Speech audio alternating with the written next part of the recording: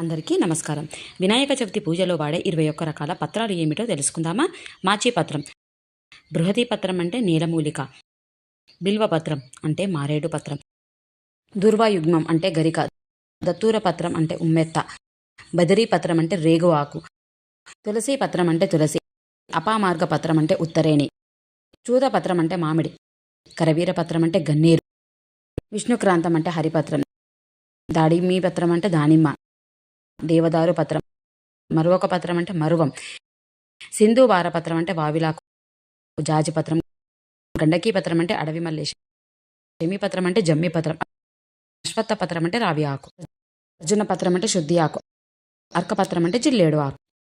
ఈ విధంగా 21 రకాల పత్రాలను వినాయకుడి చవితి పూజ రోజు మనమైతే ఉపయోగిస్తాము. కనీసం ఇందులో మనకు 11 లేదా 16 దొరికినా కానీ మనమైతే సంతోషంగా పూజ చేసుకోవచ్చు. అందరికీ వినాయక చవితి శుభాకాంక్షలు.